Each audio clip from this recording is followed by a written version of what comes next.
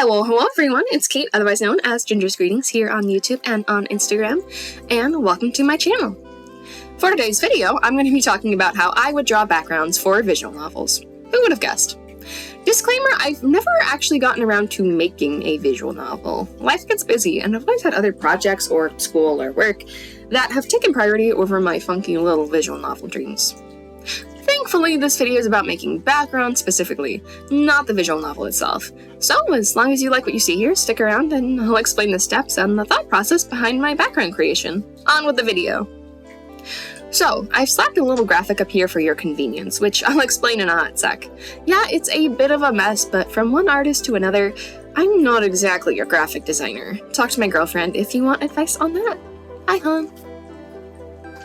This isn't going to be a step-by-step tutorial, but I do have 5 points that I keep in mind when I'm drawing backgrounds that I'll be sharing with you here. And that is, what size am I working with? What's my location? Considering the vibes, establishing vanishing points, and using color with intention.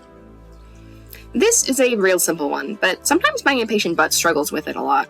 If you haven't figured out your size or your dimensions, don't start drawing.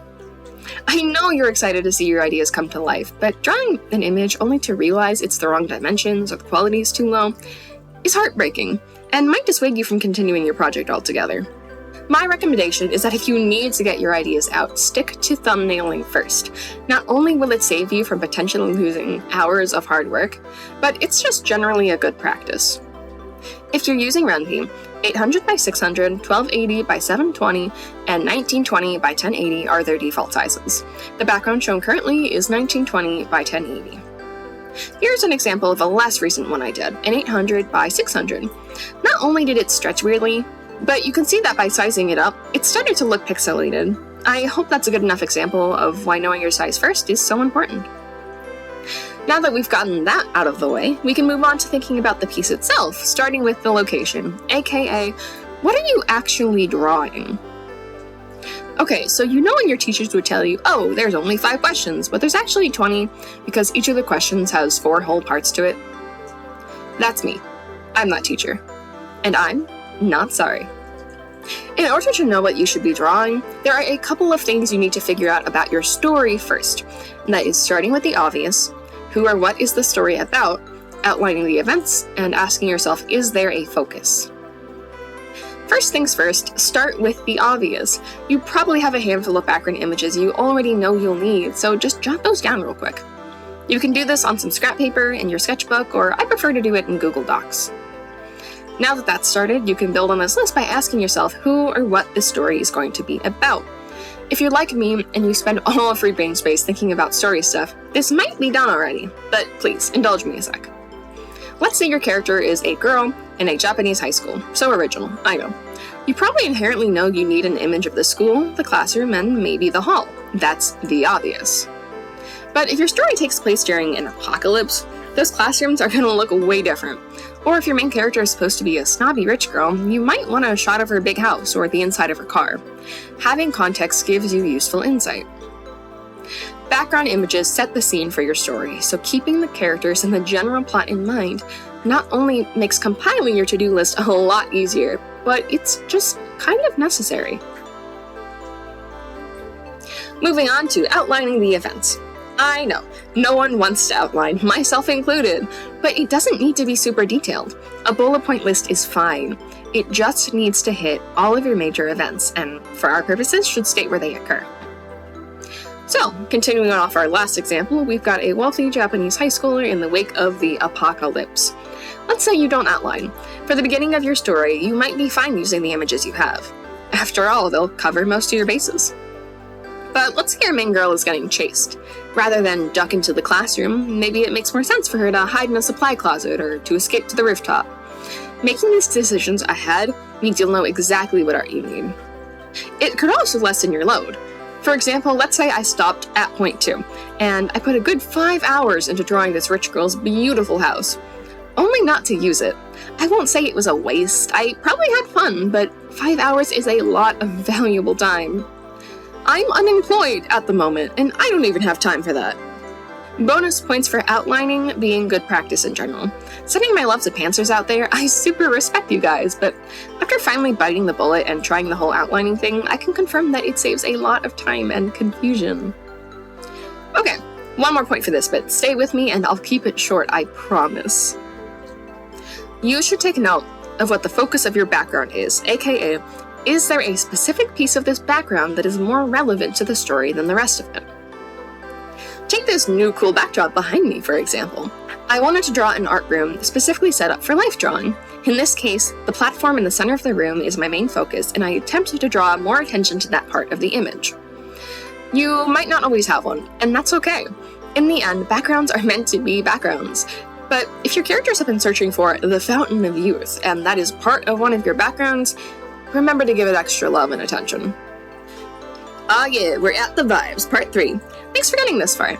Be sure to stick around, because lots of useful info coming up ahead. I know the vibes sounds vague, but let me clear that up in one sentence. The vibe, or mood, of your backgrounds should mesh well with your story and your characters. It's what makes the art feel right at home in your visual novel. An example, you can find free-to-use artwork for your visual novel online, and that art might be amazing.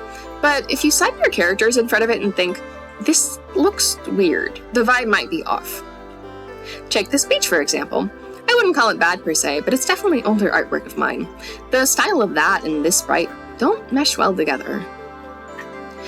This bedroom here is newer artwork, and in terms of the style, it meshes much better. But this doesn't seem like a bedroom that would belong to this character. Let's take my character Stella instead. The room and her both have a cute vibe, so she fits a little better, but her colors are off and she's got a little star instead of the heart theme the room has. So let's design her a room. Stella is a short, cute girl who likes makeup, clothes, and comfy hoodies. I might showcase part of her closet or give her a vanity. Putting those glow-in-the-dark stars in her room would also be a perfect aesthetic and thematic choice for her. So, to summarize that point, customize your art to your story, and try to make sure the styles mesh well.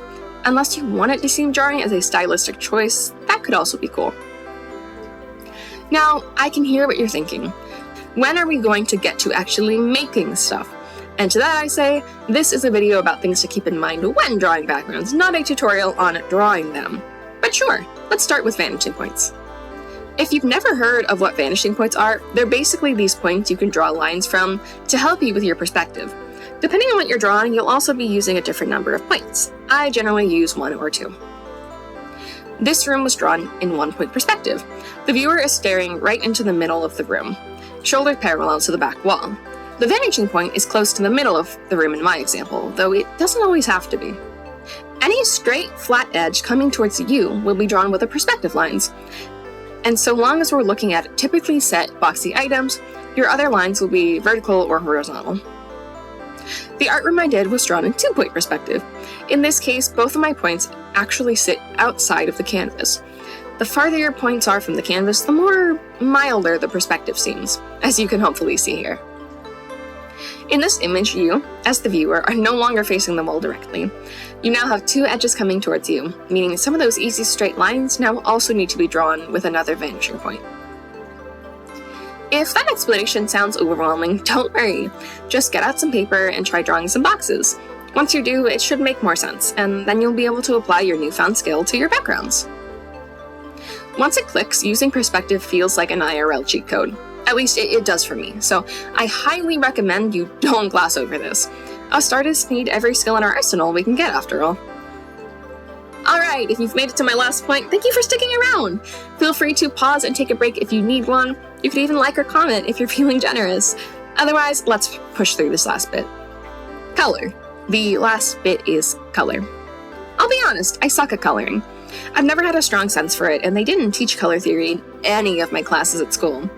But that's exactly why I've put it on here. I always fell into the group of art kids who'd be fine with the sketching, decent with the line work, but then I'd color my drawing in and bam, it's ruined. It's a frustrating place to be in, which is why I've learned to try to color very intentionally. There's probably a million videos out there explaining color theory, most of which I don't understand. So if you want a full rundown of that, you should totally go check out someone else's awesome videos out. But if you want something quick, stick around. I've drawn up another 5-in-1 points chart for your convenience. And this includes aesthetics, picking a color scheme, Color sketching, is it balance, and trying the black and white filter. Since this is a video about drawing backgrounds for visual novels, first things first, think about the color in context of your visual novel. How, aesthetically, do you want the visual novel to look? For example, a visual novel that's spoopy is going to need scarier backgrounds. That means not only drawing spoopy things, but including darker color palettes as well. Or if you want it to be very cutesy, pastels might be a good go-to. Wow, that one was easy. On to the next point, color schemes. Maybe you have a very specific color scheme that you want to showcase throughout the entire story. Or maybe you want to match each of the backgrounds to one of your characters. You could also avoid going too stylized and just color things realistically. Regardless of what you pick, decide this before you get too deep into drawing. If you've got a bad sense for coloring, dipping your toes into color theory for this is helpful. Monochromatic, analogous, and complementary are some of the easier ones to wrap your head around. Or just think of colors you like to see next to each other. Combos I love are red and black, pinks, yellows, and browns, and orange and blue. Oh, a complementary color example. Here's a really old example of art I did where I wasn't thinking about color at all. Red, blue, tan, cyan, pink, orange, and brown, yellow, green. It's all just kind of shoved in there. You can tell I really didn't think much about it. So yeah, think about your colors. After you've picked out your colors, my last few points are kind of checks you can make before finishing a piece and realizing that, despite your best efforts, things still look weird. Personally, I like to do a color sketch before I even go in and line my pieces. It assures me that with my composition, I can place the colors I've picked in a way that's aesthetically pleasing.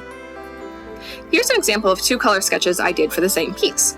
I was trying to decide if I wanted to go with browns or greens, and after swatching them down, I realized that the green was much closer to the vibe I was going for, though my girlfriend likes the brown better. You don't have to do this, but I find it to be a very important part of my own process. So I thought I'd share. It's also a great way to check the balance of your piece. A great transition, I am aware. What I mean by checking the balance is basically this. Are all the colors distributed in a way that makes sense and looks right? Let's take our favorite pink bedroom behind me as an example. When I was coloring this room, I specifically attempted not to bunch similar colors together. If the bed frame was the same dark brown as the floor, they'd be overlapping in a way that makes it harder to read. I also alternated pillow colors for the same reason. I made an effort to spread color around at least somewhat evenly too. Any of the purple I included stands out a lot, so I needed to make sure there were at least a few points where it shows up.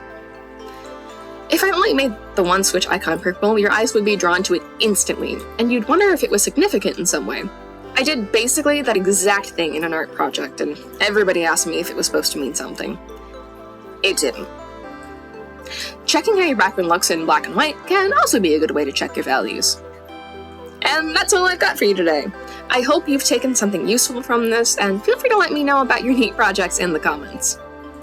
This has been Kate, otherwise known as Ginger's Greetings, here on YouTube and on Instagram, and I hope you have a lovely day.